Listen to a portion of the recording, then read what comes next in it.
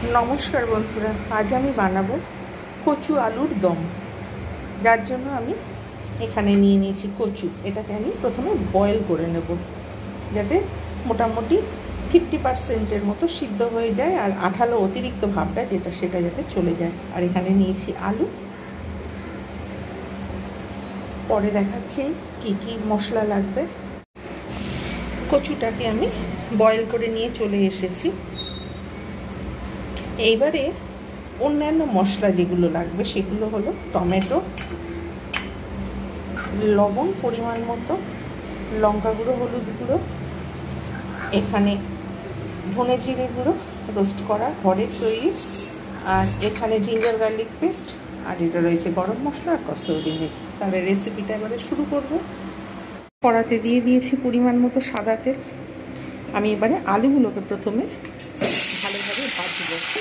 আমি কিন্তু এতেই সব মশলাগুলো দেবো, আলাদা করে কিন্তু এগুলো আর তুলবো না, তাহলে কিন্তু অনেক বেশি তেল হয়ে যায়, যেটা কিন্তু স্বাস্থ্যের পক্ষে ভালো না। আমি আলুটা ভাজবো, ঢাকনা দিয়ে ভাজবো। এটা কিন্তু কিচ্ছু দিলাম না, আঁচ একদম কমিয়ে ভাজবো। এবারে আমি মশলাটা তৈরি করে নেব। এটা যে জিঞ্জার গার্লিক পেস্ট রয়েছে, এর মধ্যে ধনে জিরে গুঁড়োটা দিয়ে দিলাম, তারপরে লঙ্কা গুঁড়ো, হলুদ গুঁড়ো, এটা যাতে বাটা মশলার টেস্ট আসে সেই জন্য পরিমাণ মতো দিয়ে দিলাম লবণ, আর এখানে গরম মশলা আর কসুরি মেথি, এটাও আমি এর সঙ্গে আমি অ্যাড করে নিলাম। এবার আমি এতে একটু জল দেব। জল দিলে এটা কিন্তু বাটা মশলার টেস্ট আসে। ওদিকে ওটা তৈরি হচ্ছে আর এদিকে আমি এটাকে তৈরি করে নিলাম। আলুটা ভাজবো, ওতেই কচু টমেটো একসঙ্গে ভালো করে কুক করে নেব। আলুটা কিন্তু এইভাবে আমি ভালো করে ভেজে নেব। যেহেতু কচুটা বয়েল করা রয়েছে, কচুটাও আমি এতে দেবো। আবার ফের এটাকে আমি এতে কিন্তু কিচ্ছু দিইনি, কাঁচা স্মেলও চলে যাবে, সুন্দরভাবে ভাজাও হবে। দেখা যাচ্ছে আলুটা কিন্তু খুব সুন্দরভাবে ভাজা হয়ে গেছে। এই যে কালারটা কত সুন্দর এসেছে, একটু ব্রাউন ব্রাউন কালার ভাব এসে গেছে। এবার আমি এর মধ্যে বয়েল করে রাখা কচুগুলো আমি দিয়ে দিলাম।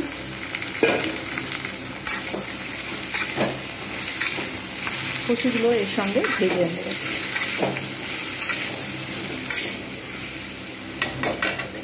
যাতে অতিরিক্ত যে আঠালো আঠালো ভাবটা থাকে সেটা যাতে না হয়, তার জন্য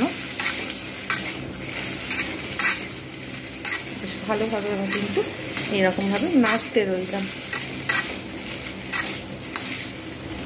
আমি এতে দিয়ে দেবো টমেটো। আলাদা আলাদা করে তুলে রাখলে আবার তেল দিতে হয়, ওই জন্য আমি একসঙ্গে করছি যাতে তেলটা কম লাগে।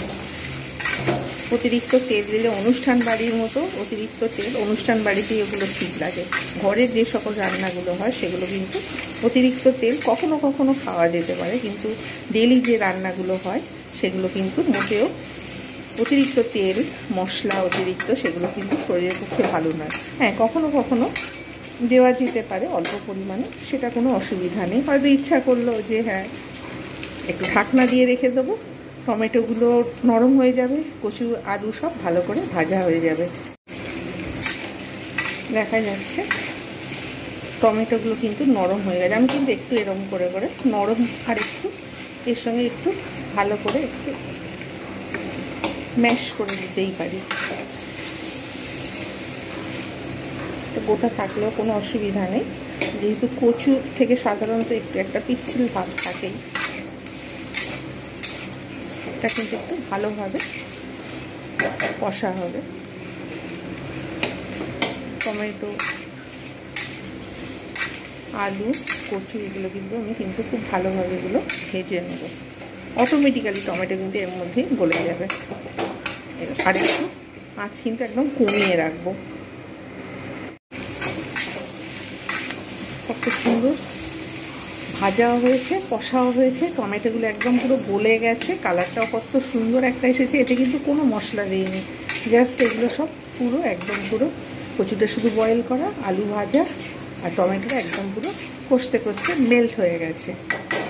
এইবার আমি তৈরি করে রেখেছিলাম যেটা সমস্ত মশলাগুলো একসঙ্গে, সেইটা আমি এবারে দিয়ে দেবো এর মধ্যে ঢেলে।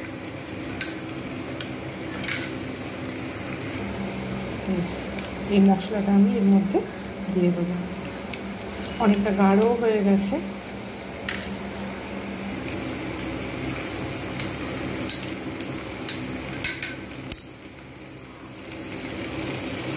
এবারে ভালো করে আমি কষবো। অটোমেটিক্যালি কিন্তু এটা আমি এবারে কষে নেবো। আজ কিন্তু কমিয়ে রেখে ধীরে সুস্থে আমি এইভাবে কষে নেবো।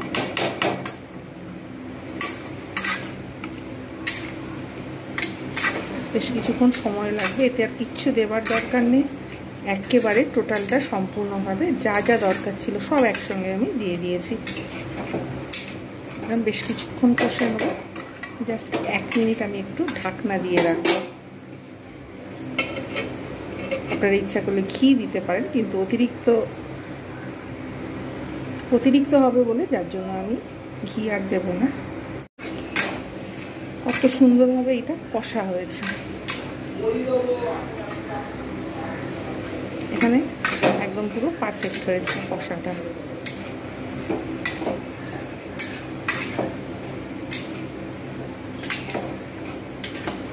এবার আমি এতে দিয়ে দেবো, প্রায় সিদ্ধ হয়ে গেছে অনেকটা কচুগুলো, আলুটাও প্রায় সিদ্ধ হয়ে গেছে। এবার আমি এর মধ্যে দিয়ে দেবো জল দিয়ে বাকিটা সিদ্ধ হবে। আপনারা আপনাদের পছন্দ মতো যদি শুকনো রাখতে চান শুকনো রাখবেন, একটু ঝোল ঝোল রাখতে চান, গ্রেভি যেরকম ইচ্ছা আপনাদের পছন্দ মতো রাখবেন।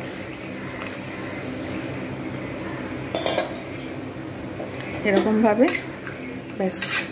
এবারে এটাকে আমি ঢাকনা দিয়ে রেখে দেবো।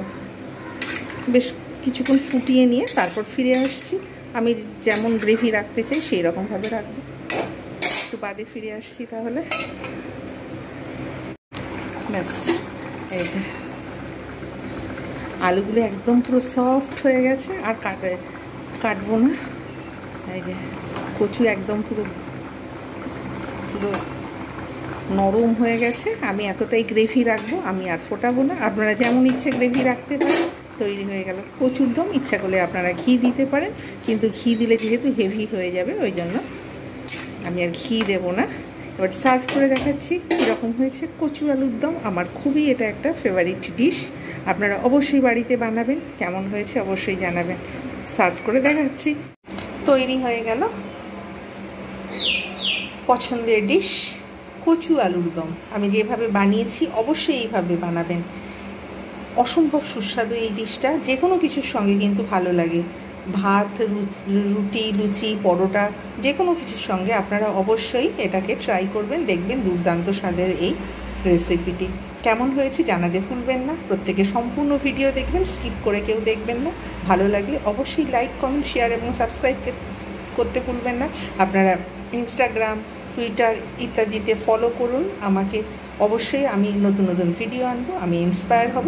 প্রত্যেকের কাছে এটা আমার অনুরোধ রইল। প্রত্যেকে ভালো থাকবেন, সুস্থ থাকবেন। আজকের মতো এতটুকু। Bye bye and take care.